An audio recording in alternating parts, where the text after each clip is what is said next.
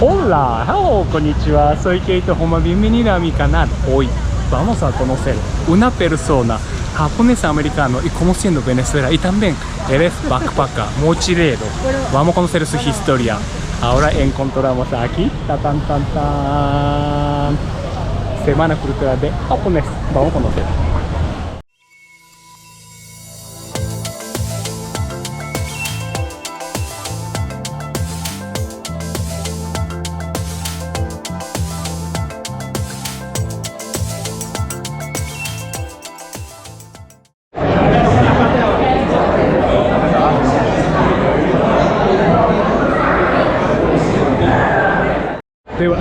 Este también japonés.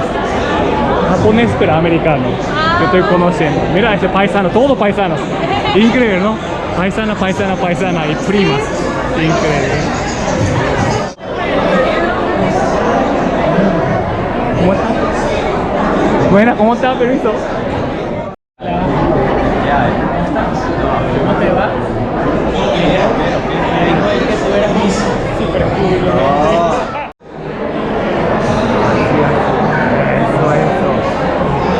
Conocido, Noa-san, increíble, hay que conocer su historia.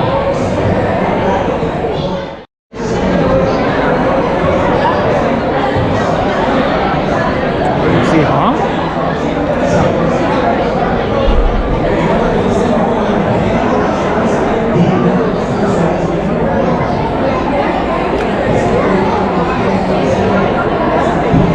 Deもデジタルクリエイターですもんね。いやーもう大変ですよこれは。ノアさん、これ全部持っていつも行ってるんですか？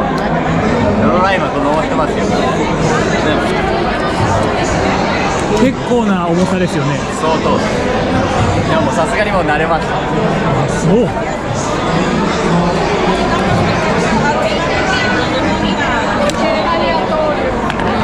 熱い。これ接戦。熱い。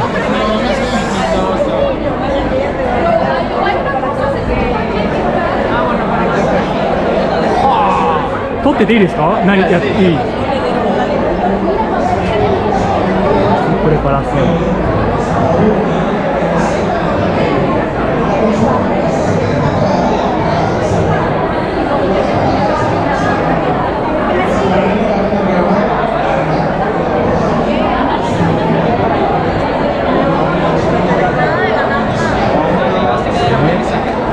これをモートの上でもやったんです。カラカスのモートでもやったんです。全部手で持って。もう一つちっちゃいやつですけど、そう同じ。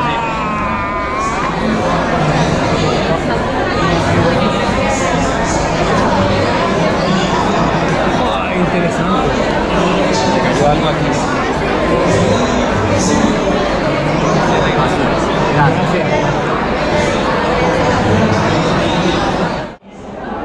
今のところ大丈夫です。今のところ何も起こらずにこんな大きな荷物を持って。大丈夫。いいね。ちゃんとバス持ってますからね。いいね。そうですね。アルカバラとかさ、ミリタリーのところで全部チェックされて。ドローン見つかるのが一番怖いです。何か言われたことはなかったですか？まだ見つかってない。何ですかね。でこの荷物見られて何してるんだって聞かれたりとか。いや大体みんな何をやってるかわからないんで、カメラ見てもこれ何みたいな。いやカメラです終わり。旅行してるって言って。スペイン語はどこで習ったんですか？いや旅しながら。ここの南米で旅しながらなんとか。素晴らしい。ちょっとごめんなさい。後でちょっといろいろ聞かせてきます。すみません。ちょっと今これ見ながら。いやー楽しいわ。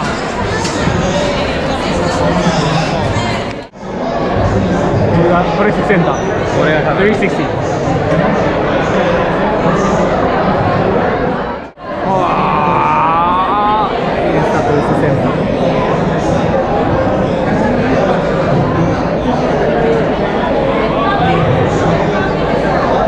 いいですね。絶対これいいですね。いやだから普段こういうねあんまり布を使わない方がいいんですけど。そうですよね。カメラに傷ついちゃうからね、もうしょうがないと。その辺はわかりますよ、わかります。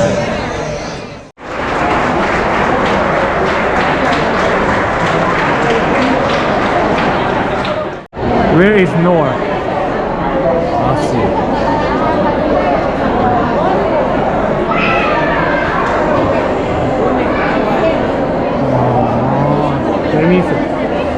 visto? Ah, sí, puede grabar todo. こうやってでも全ての国を旅してて、そうです。ラテンアメリカ、南米、中南米です。中南米よ。なぜ中南米に？いやー、やっぱりスペイン語が喋れなかったんで、やっぱりちょっとなんか難しいところ行ってみようかなと思って、やっぱ個人的に言語が伝わらないし文化も違うしみたいな。それでまあ中南米だったらまあ違うかなと思って、もともとハワイ行こうっていう予定だったんですけど、やっぱりハワイだと簡単すぎるなと思って。Ay, gracias. Gracias, no, gracias a usted, ¿verdad? Gracias a usted, venezolano. Muy amable. Gracias. Conectando japoneses en Venezuela, así es, así es. やっぱりカメラの視線からものが見えるんで、ヘッドセットつけると。だからなるべくやっぱりカメラと違和感をなくすために。ああ、なるほど。そういうことなんですね。結構後ろの映像を見てるとたまに後ろの方で僕立ってるのが見えるんですけど、あんまり目立たないよ。もうだね。Gracias. Venezuela y Japón. Gracias. Yo nací en 1911. Éramos unos enfermitos. Mira. Vamos a entrevistar Noa-san. Ay, ay, ay, ay, ay. Así, ¿eh? ¿Cómo estás? Artista también, artista de violín. Oh, mira. Artista. Me gusta. She's an artist. She's an artist. Oh, sí, artista como arte. Oh, increíble. Dibujo, mira. She is this right now. Ahora mismo. Yes. Artista. Aquí parque de artista. いや撮るときはやっぱり先に例えば登山。日本語がいいですか英語がいいですか？どっちでもいいです。英語の方が多分英語の方がまあそうですね。そっちのビューアー的には本当ですか？英語でいいじゃないですか。だって日本語わかる人あんま少ないじゃないですか。確かに。英語でこう。Okay. I'll speak English. So usually I put the camera down somewhere. If let's say for example I'm climbing a mountain, Yeah. I'll put the camera at different parts ahead of me. Okay. And then I'll walk back, and then I'll and walk it goes through, back so you through. can get the illusion that you get the perspective that you're just kind of on the mountain, you see people climbing up. Gotcha. And then I'll also hold, let's say, the camera behind me, and that way you can see me walking, but also get the sensation that you're also walking, Gotcha. Climbing the whatever it is, whatever the hike is as well. So you're sharing your experience to yourself. Yeah, it's like a more of like a, in that case it's more of a POV, it's more of like the perspective of climbing. And I try to blend both of them because I think that way it gives it more of a realistic experience. Interesting. Thank you so much for sharing it. That experience and also your curiosity. I'm sorry, speaking English. I haven't spoken in a long time, so I'm speaking Spanish. Or you could ask the question in Spanish if you want, for and you can and I can answer in English. Whichever. No, I gotta practice English too. Yeah, exactly. Whatever works best. Quick question. So you are from United States, Japan, and United States. Sorry, can I ask you? Yes. Your ethnicity or? I was born and raised in Tokyo. Okay. I grew up in Tokyo until I was 16. Okay. I went to a normal Japanese elementary school, middle school. And then when I was 16, I moved to the United States, and then went to a normal high school in the United States and university as well. But you were speaking English in Japanese in Japan. Yeah, my mom's American and my dad's Japanese. Okay. So I grew up speaking both languages. So I spoke English with my mother and Japanese with everybody else, basically. Gotcha. And then in the United States, you graduated from high school and university. You are now in university, or just you done and you're? No, yeah, I've already graduated. I want to say 4 years ago, maybe more now. I don't even know. No. Yeah, 4.5 years ago, Really? maybe. And yeah, after I graduated, I moved to Los Angeles for 3 years. And I lived in Los Angeles. Work or whatever you did. Yeah. And then how can I ask question? It's just question. How did you decide to be backpacker, or just why and how? I've always wanted to travel alone for an undefined amount of time. I never knew when I would do it. It was always something I wanted to do. I knew I needed to go travel alone with basically no rules, no deadline, no nothing. But I was always, you know, whether I was living in the United States Yeah. or I was like working or whatever it was, there was always an excuse not to do it. True. And it just came to the point where I realized that there was always going to be an excuse not to do it. True. Life And once, yeah, to live, yeah. like I would rather do it now Yeah. than later. So I kind of like made it a priority. Yeah. And yeah, I really didn't know how long I was going to travel for originally. So you haven't decided? No, I remember buying health insurance for 3 months. Okay. I was like, So just say expired and yeah, now. maybe I'll go for 3 months and then we'll see from there. And then and then I did 3 months and I would extend another 3 months, another 3 months, another 3 months, and now it's been over a year and I'm still traveling. Really? Yeah. So you quit everything. So just you're working and then you quit and you stopped it and then just started. Yeah, I Work. basically was working in. I'm a filmmaker originally. I make films. Okay. And I saved up when I was in Los Angeles. Yeah. And then I kind of like took that money and was like, okay, I'm just gonna dedicate that to traveling Really? for however long it lasts, really. And you decided to go first. Which country did you decide to go? So I really didn't have too much of a plan. I was Nothing, just trying to figure out, okay, where do I want to go? I had been to Mexico for like maybe 8 hours. 8 hours. So you crossed the border from San Diego or just fly? Like before. This is before I even just before. decided to travel. I was like, okay, I've been to the United States. I've been to Mexico for 8 hours. 8 For hours. some reason, I just wanted to go somewhere that like I like it. I've never been to before. Even like obviously I haven't seen Mexico. Like I would never consider. I haven't seen anything in Mexico. Just getting. But I was like, out. you know what? I need a clean slate. Okay. So I went to the closest country south of Mexico, which was Belize. Belize. So I was like, okay, I'm gonna start New Year's of 2022 in Belize, and then I'm just gonna go south. I'm gonna see every country in South America. Guatemala. Yeah, and go south. So that was my original plan, but like that was really the only No plan I plan, had. nothing. No, That's I was just like, going down south. Belize and go south. And then where did you get there? So it's Belize, Guatemala, El Salvador, no, Yeah. Honduras, El Salvador. No, yeah. So I went to Belize, then I went to Guatemala, then I went to El Salvador, El Salvador. Honduras, Nicaragua. And then I flew out of Costa Rica. I've already been to Costa Rica and Panama Okay, beforehand. before then. So I just flew out of Costa Rica, went to into the middle of the Amazon in Colombia, called a place called Leticia. Leticia, okay. And then from Leticia, which is like it's the corner of Peru, Brazil, and Colombia. It's like the Okay. most southern Okay. part. And then from there, I was like, okay. it was already so cold when I got over there. So I was like, okay. I don't want to be in the cold, so I'm gonna go up. I want to go north. So I went from Colombia, or from Leticia, to Peru, and then I was gonna go to Ecuador, but there were protests at the time, so I Okay, couldn't go. so you just got it. So I skipped it and went to Colombia, and then now I'm in Venezuela. So Colombia, Peru, and skipped and going back Colombia, and then you decided to come over here in Venezuela. Exact. My original plan was to only stay in Venezuela for 1 month. Okay. Because I wanted to go to Brazil to go watch the World Cup in Brazil. Like obviously the World Cup was in Qatar, but I thought end that up here, yeah. Brazil would be a good place to watch the World Cup. True. But after a month, I realized that I would rather get to know one country more than jump around a little too much. Because at this point, I was traveling for a year. The first 6 months, I saw 6 countries. Like every It's just kind of quick, right? every month was a different feel like country.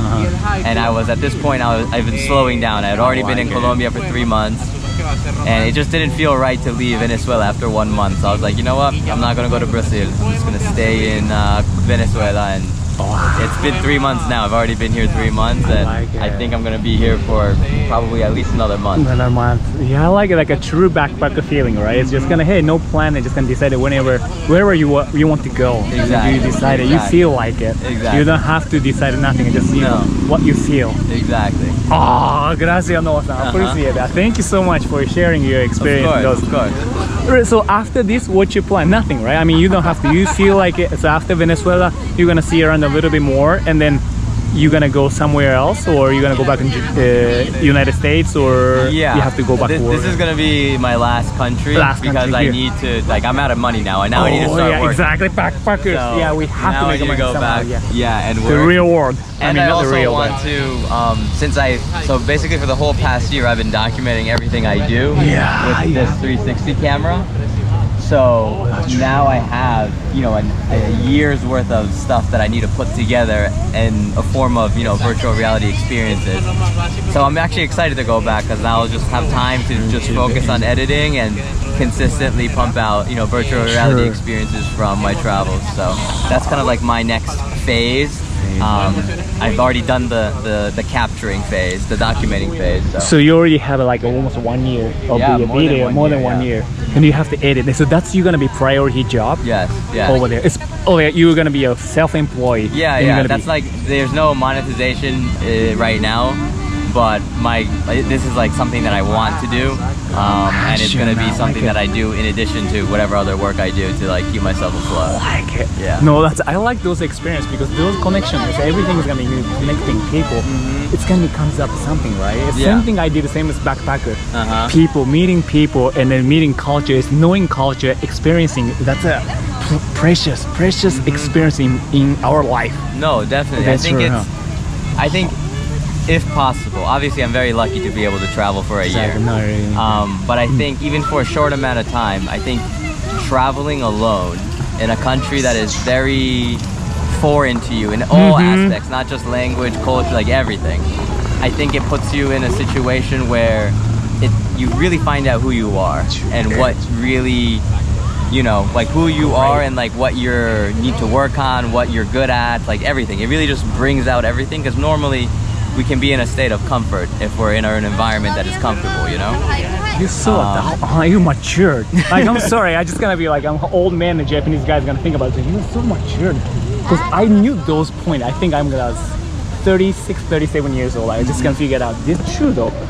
This kind of experience and those stuff, like you know. Yeah, no, it definitely makes you grow as a person. You Grow as a realize person, yeah. things like it puts you in a situation where since you are traveling alone, you need to, if you want to Solve talk and to everything. people, Yeah, you need to exactly. go out You of have your to way to talk to people. There is no, if you want something, you need to go get it. You gotta break a shell, right? Exactly. Yeah. And I think that process in and of itself is very important for, you know, especially younger people, even older too. Like it's Sure. like, I don't think it's ever too late.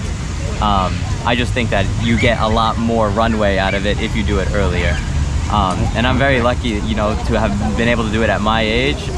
But I've also seen people doing it at 18, 19 years old, you know, like I'm actually very, like it makes me happy to see a lot of like 18, 19-year-olds, both guys and girls. Honestly, I see a lot of women like traveling, especially from Europe or Israel.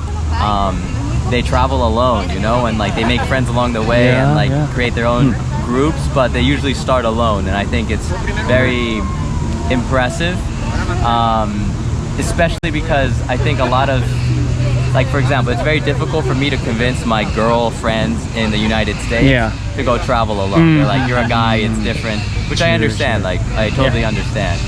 But I think, but I would want more people to look at the solo female travelers that are doing it and be like, and like ask them, you know, because like it's going to be more relatable for them to ask them. So I don't know, I think it doesn't really matter if you're a guy or a girl. It all depends on. Obviously, you need to be careful in whatever you do, and it's different for depending on who you are and what gender you are. But it's always possible, and I think that's important to highlight.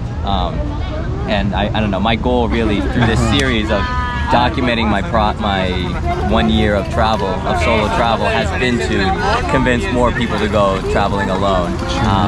And that's really kind of the point of it, to like show you types of experiences that you can get when you know you really put yourself out there, because you never really know what's going to happen. You know, I've had incredible experiences, and I would have never had them if I didn't put myself in this situation. Right, huh? Because adventure, like it's adventure, right? Traveling, unknown, everything is not unknown, not stable. Yeah. So it's every time we think about the same thing, like adventure, traveling grew us a lot.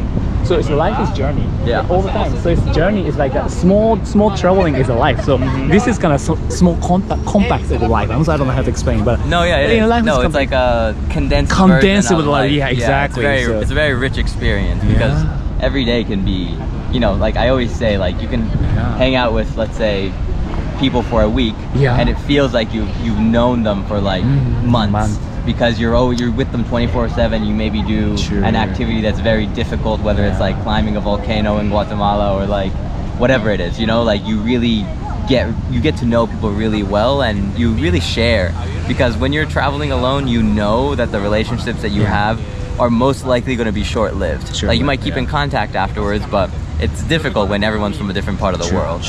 So it puts everyone in a situation where there's no filter. You know, you're not going to like hold back, or you're not going to pretend to be someone that you're not. It doesn't matter. Like you don't have to play games. You know, like you can just be whoever you want to be, because realistically, you're gonna go your separate ways very soon. It's same thing. Like I said, I was backpack the same thing. It's like I feel like naked. Like I'm meeting people as a naked. I don't have to be say I'm a doctor, I'm a lawyer. You don't have to say anything. It's as a human being. Like you can contact. You can be naked, and you can talk to each other as a person to person. Exactly. True person to person experience. Exactly. It's raw. It's very raw. It's a very human experience. Yeah. Oh no, thank you so much for experience.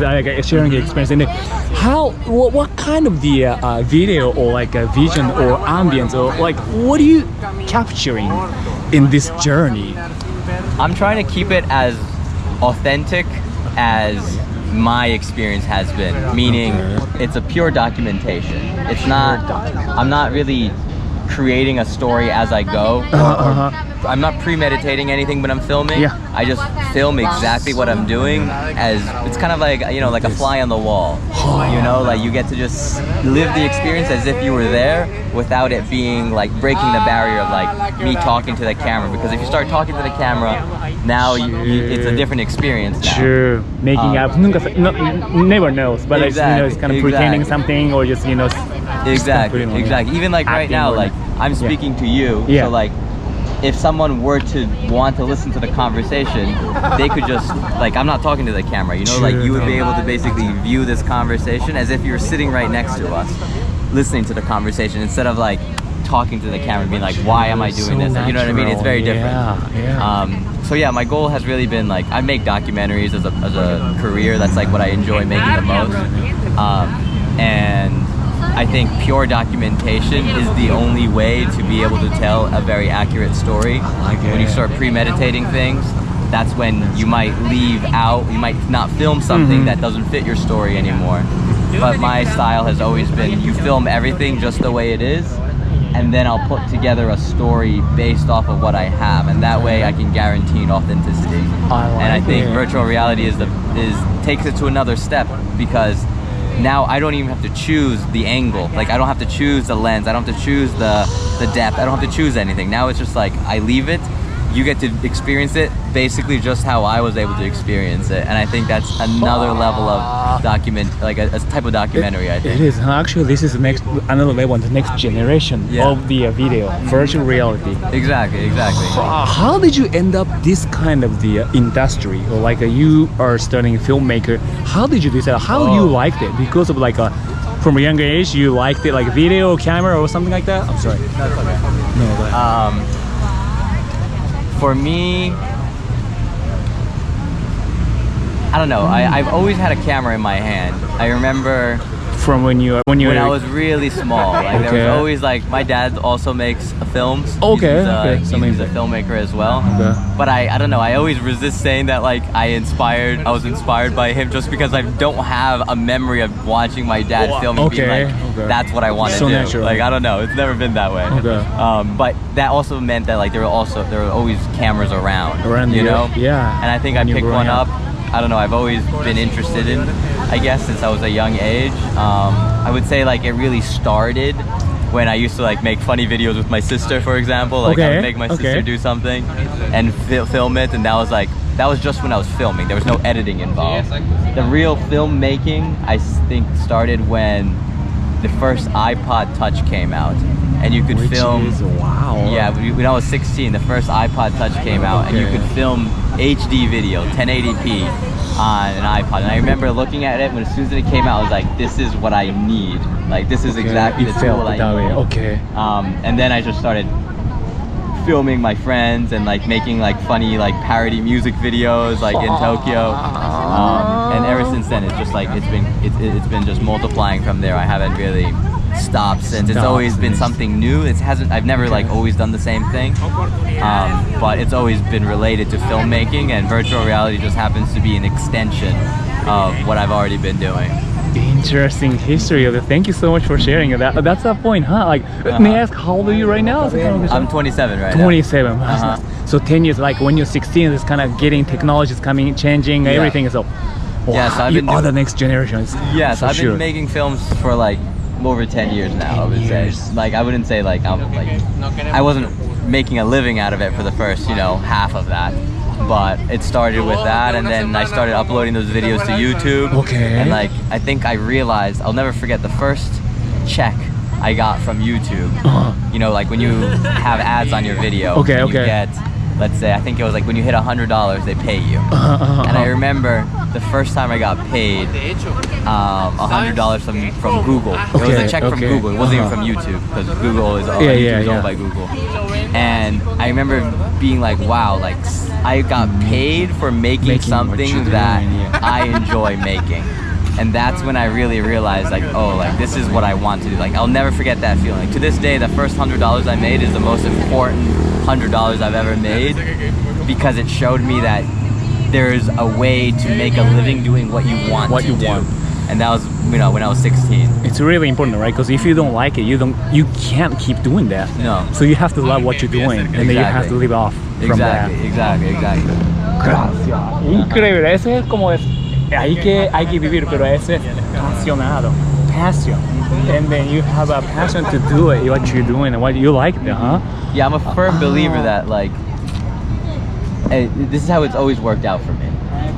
Whenever you're doing something that you really want to do, like when it's passion driven, you might not be making money in the beginning, but money always follows. It always follows, and it's happened in the most incredible ways that I could have never predicted, but it always follows. And that's why, like, virtual reality, of me, investing a whole year of traveling, lugging this camera around, like, I don't know how I'm gonna make money from it exactly, but I know I'm going to be able to monetize it as long as I continue to do it the way I want to do it. And that's just, like, I don't know, maybe you can call it blind optimism, whatever you want to call it, but it's always worked out. So that's how I look at it now. It's everyone has a different viewpoint, right? And then just everyone's kind of sometimes, hey, what are you doing? So you have to work whatever. But everyone has a different life, different choice. You can choose what you want to do. Yeah. And then you have a responsibility to live off yourself. Then gotta do what you want to do, right? Exactly. Same thing as I quit my job too. Everyone says, why you quit? Because I want to live my life. Of course, everyone has like, hey, what are you doing? Like, why you leave those jobs? But hey, life wants to live. Why don't you do what you want to do? And then every time changing, like shifting what I want to do, then experience is gonna give me like other experience. And then wow, so I want to do something different. I never think about it. I'm gonna do YouTube.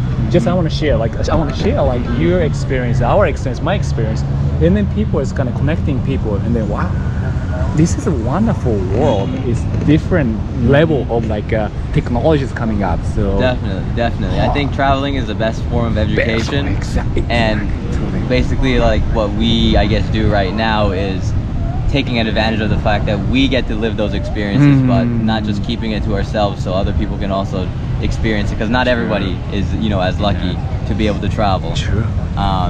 And that's, that means that, you want to really maximize the fact that I get to do it. So like now I want to share it as, as authentically as I can, so other people can experience it as well. No, thank you so much for mentioning those stuff. Like everyone has a different like situation to live. Like we cannot choose where to live, where to born, and then when to be born. Yeah. And then hey, the situation is different. So it's like we are fortunate to go outside and just see the other country. Then gotta appreciate those, respect those culture, and then just why don't we share those experiences? No, thank you so much. I appreciate it. Noah-san, thank you very much for sharing. You are so matured. Way mature than me, but hey, thank you so much for sharing your experience and your opinions, like thoughts. Thank you.